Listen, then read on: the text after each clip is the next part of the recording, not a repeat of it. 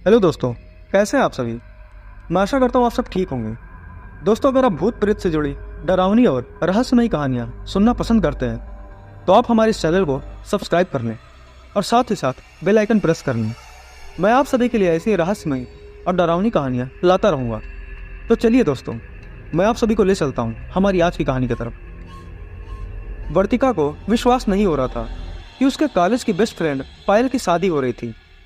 आज उसके घर पर पायल की शादी का कार्ड आया था।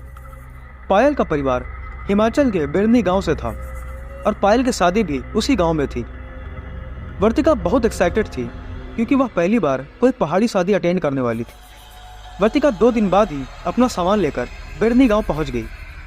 गांव में घुसते ही वर्तिका पहाड़ों के नज़ारों में खो गई, पर तभी उसके सामने कुछ अजीब सा हुआ।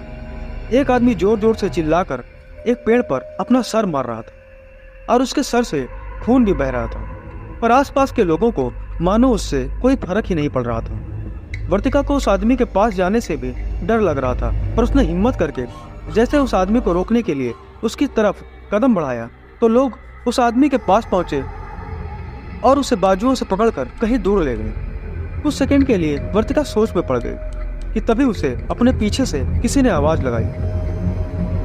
वर्तिका ने पीछे मुड़कर देखा तो उसकी बेस्ट फ्रेंड पायल खुद उसे लेने के लिए घर से बाहर आई थी। पायल के हाथों में लगी मेहंदी देखकर वर्तिका उस पागल आदमी के बारे में भूल ही गई और पायल के साथ उसके घर के अंदर चली गई। घर के अंदर घुसते वक्त वर्तिका ने देखा कि कुछ पंडित पायल के घर के बाहर नमक से एक घेरा बना रहे। मंत्र पढ़ते हुए वह पंडित पूरे घर के आसपास नमक बिछा रहे थे। वर्तिका ने पायल से इसके बारे में पूछा तो पायल ने बताया कि गाँव में शादी वाले घरों को ऐसे ही बचाया जाता है। यह सुनकर वर्तिका के मन में और नए सवाल आ गए थे। वो अपने सवाल पूछ पाती उससे पहले ही घर की बाकी औरतें उन दोनों को खींचकर तैयार होने के लिए ले गई। कुछ ही घंटों में पायल और वर्तिका भी तैयार हो गई और सभी लोग शादी के लिए निकल गए। मंडप में बैठे दूल्हा दुल्हन और उनके परिवार के लोग शादी की रस्में कर रहे थे। उसी रस्म के बीच पंडित ने पायल को मंडप में जल रही आग में घी डालने को कहा, लेकिन तभी पायल मंडप में बैठे बैठे अचानक से अपने सर को बाईं और दाईं तरफ हिलाने लगी। पंडित के दोबारा कहने पर पायल ने सीधा पूरा घी का डब्बा उठाया और आग के अंदर फेंक दिया। आग बहुत ज्यादा भड़क गई और पंडित का एक हाथ भी जलने लगा। वर्तिका मंडप के पास ही बैठी थी और यह देखकर उसकी आंखें फटी की फटी रह गई। देखते ही देखते पायल के हाथों का रंग काला पड़ने लगा और वह जोर जोर से अपने हाथों से जमीन पीटने लगी। घूंघट के नीचे उसका चेहरा तो नहीं दिख रहा था, पर उसके काले हाथ देखकर वर्तिका की हालत खराब हो गई थी। पर मंडप में बैठे लोग वहां खड़े होकर बस पायल को देख रहे थे। उनमें से कोई भी डरा हुआ नहीं लग रहा था। वर्तिका को यह बात और भी ज्यादा अजीब लगी।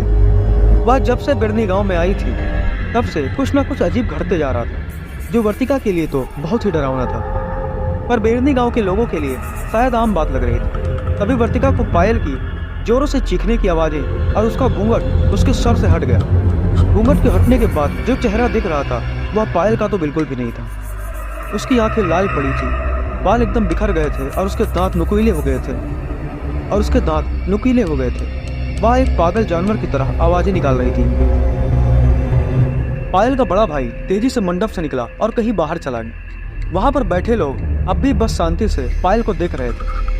वर्तिका से अपनी दोस्त की हालत देखी नहीं जा रही थी और वह हिम्मत करके उसके पास जाने लगी कि तभी पायल की मां ने वर्तिका को रोक लिया और उससे कहा कि पायल बिल्कुल ठीक हो जाएगी, बड़े पंडित जी बस आते ही होंगे। लेकिन देखते ही देखते पायल की हालत और खराब होने लगी थी। उसने अपने हाथों से अपने ही बालों को खींचना शुरू कर दिया और वह किसी अनजान भाषा में कुछ बड़बड़ाने लगी थी। वर्तिका की नजरें पायल से नहीं हट रही थी। पायल का यह रूप देखकर वर्तिका कांप गई थी। उसे यह नहीं समझ आ रहा था कि आखिर कोई भी पायल की मदद क्यों नहीं कर रहा। उसने जोर लगाकर पायल की मां को खुद से छुड़ाया और पायल के करीब चली गई। वर्तिका ने पायल से बात करने की कोशिश की और पायल थोड़ी शांत हो गई।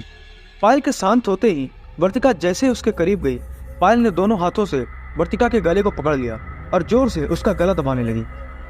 उसी समय पीछे से किसी के कुछ मंत्र बोलने की आवाजें आई और किसी ने पायल के ऊपर जल छिड़क दिया और पायल बेहोश हो गई।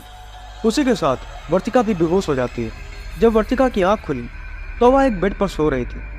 वह पायल के घर में थी। वह उठकर पूरे घर में देखने लगी, लेकिन पायल घर में कहीं भी नहीं थी। उसने पायल को आवाज लगाना शुरू किया, पर उसे पायल कहीं नहीं दिखी।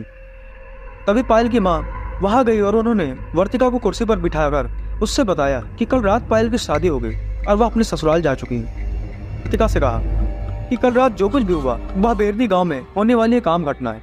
उन्होंने बताया कि बेरनी गांव पर कई सैकड़ों साल पुराना एक श्राप है जहां पर प्रेत आत्माएं लोगों पर काबू पा लेती हैं। वैसे तो मंडप के बाहर भी सुरक्षा कवच बनाया गया था, पर किसी ने उस कवच को मिटा दिया था, इसलिए पायल पर एक बुरी आत्मा हावी हो गई थी। यह सब कुछ सुनकर वर्तिका को विश्वास नहीं हो रहा था। उसने पायल को फोन किया तो पायल बिल्कुल सही सलामत अपने नए घर में थी। वर्तिका उसी दिन बेरनी गांव छोड़कर अपने घर वापस चली गई थी। उस गांव और शादी को शायद वर्तिका कभी नहीं भूल पाएगी। क्या बेरनी गांव सच में शापित है या यह सब सिर्फ कहानियां हैं? आपको क्या लगता है हमें कमेंट में जरूर बताइए और वीडियो को लाइक कर दें।